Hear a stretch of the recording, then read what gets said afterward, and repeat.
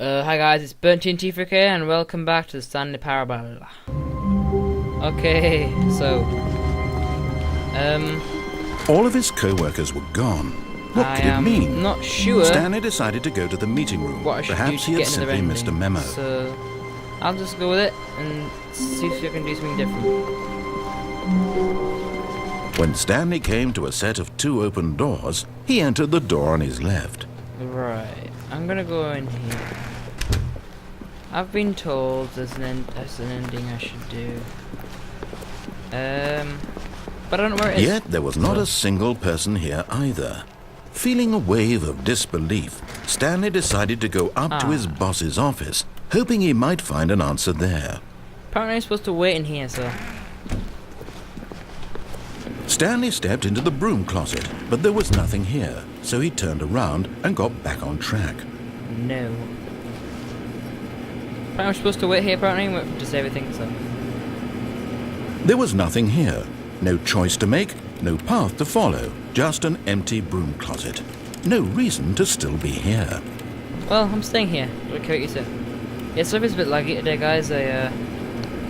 Not sure It was how my baffling computer's that slow. Stanley was still just sitting in the broom closet. Yep. He wasn't even doing anything. At least if there was something to interact with, he'd be justified in some way. As it is, he's literally just standing there doing sweet FA. Very nice. Are you really still in the broom closet? Standing Yeah, around doing it's nothing? good. Why? Please offer me some explanation here. I'm genuinely confused. Because it's good. It's fun in the boom closet.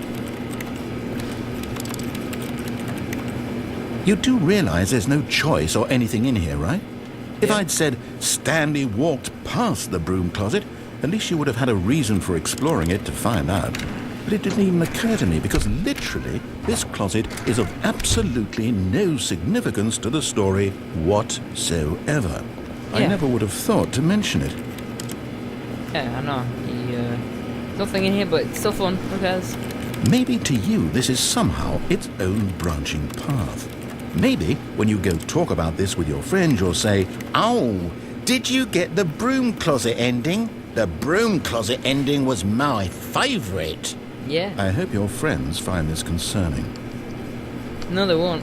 They'll probably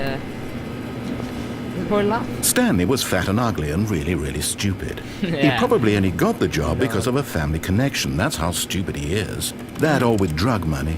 Also, Stanley is addicted to drugs and hookers. Yeah. Okay, if you insist. You know the truth. Well, I've come to a very definite conclusion about what's going on right now. You're dead. Yep. You got to this broom closet, explored it a bit, and were just about to leave because there's nothing here, when a physical malady of some sort shut down your central nervous system and you collapsed on the keyboard. Yep. Well, in a situation like this, the responsible thing is to alert someone nearby so as to ensure that your body is taken care of before it begins to decompose. Hello? Nah. Anyone who happens to be nearby? The person at this computer is dead. He or she has fallen prey to any number of your countless human physiological vulnerabilities. It's indicative of the long-term sustainability of your species. Please remove their corpse from the area and instruct another human to take their place at the computer, making sure they understand basic first-person video game mechanics and filling them in on the history of narrative tropes in video gaming, so that the irony and insightful commentary of this game is not lost on them. What All he right. said. When you've done that, just step out into the hallway. What he said.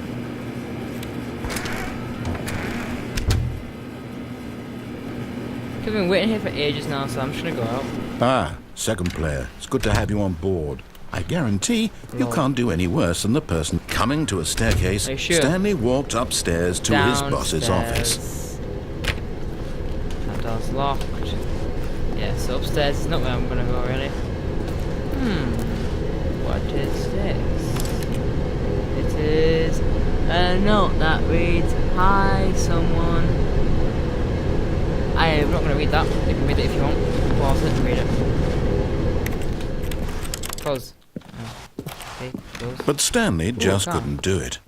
He considered the possibility of facing his boss, admitting he had left his post during work hours. He might be fired for that. And in such a competitive economy, why had he taken that risk? All because he believed everyone had vanished? His boss would think he was crazy. And then something occurred to Stanley. Maybe, he thought to himself, maybe I am crazy.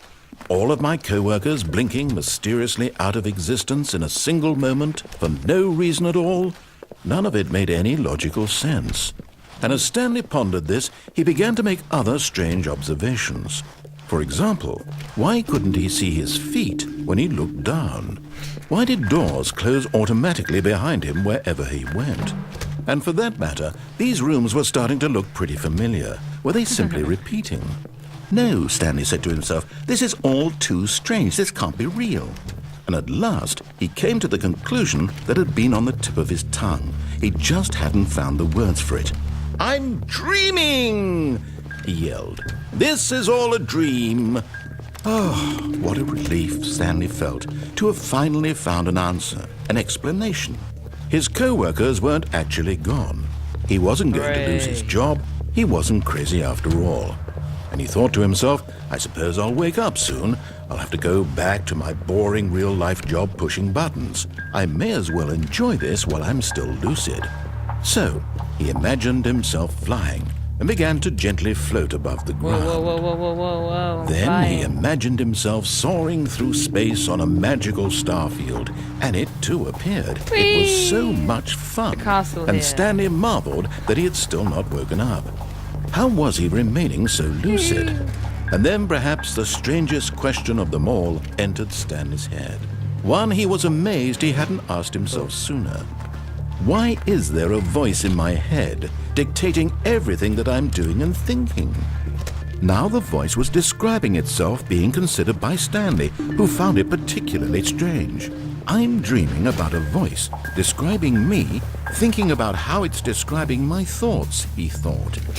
And while he thought it all very odd and wondered if this voice spoke to all people in their dreams, the truth was that, of course, this was not a dream.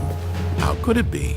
Was Stanley simply deceiving himself, believing that if he's asleep, he doesn't have to take responsibility for himself?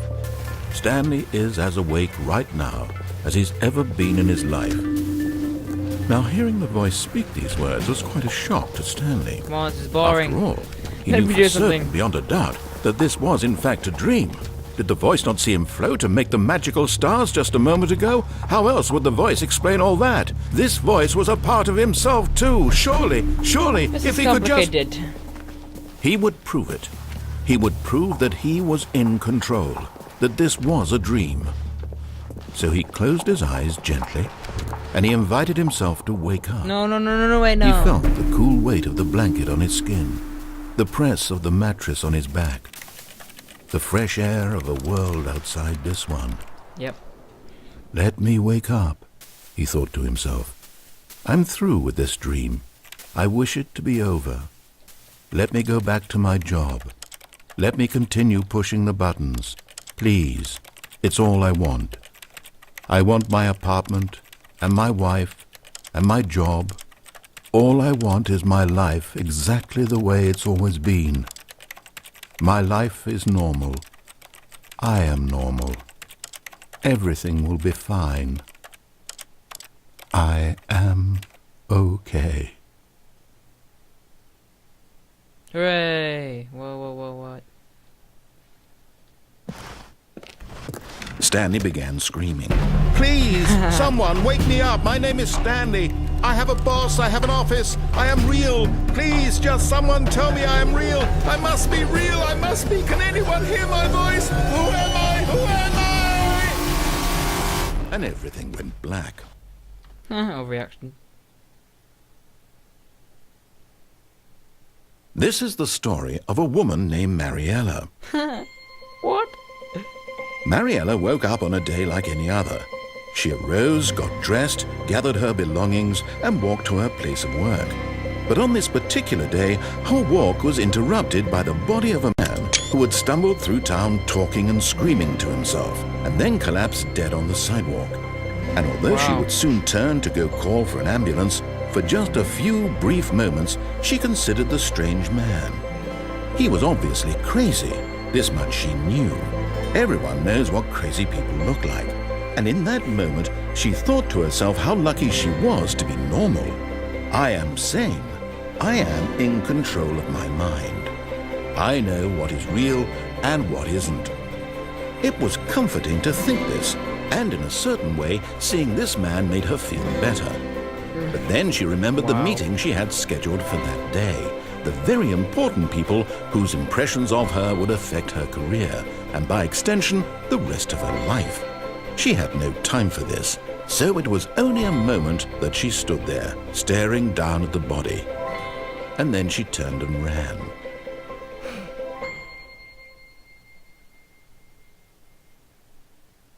Wow, an ending, huh? That's pretty cool. That was a weird ending, actually, I must admit. Whoa. What? Whoa. All of his co-workers were gone. What could it mean? Stanley decided to go to the meeting room. Perhaps he had simply missed a memo. This is different. 1 minute. Oh, it's just the same. Just a different room. Okay. Sorry about that. So let me shrink this window down so I can talk. So the mother's coming up. Sorry, I haven't done some videos in quite a while. I don't care about screenshots. So I haven't done any videos in quite a while, so I'll be doing some more soon. And sorry, the screen's going dodgy for you now. Yeah, I'll be doing some more now soon. So yeah, look out for those. Okay, guys, thanks for watching.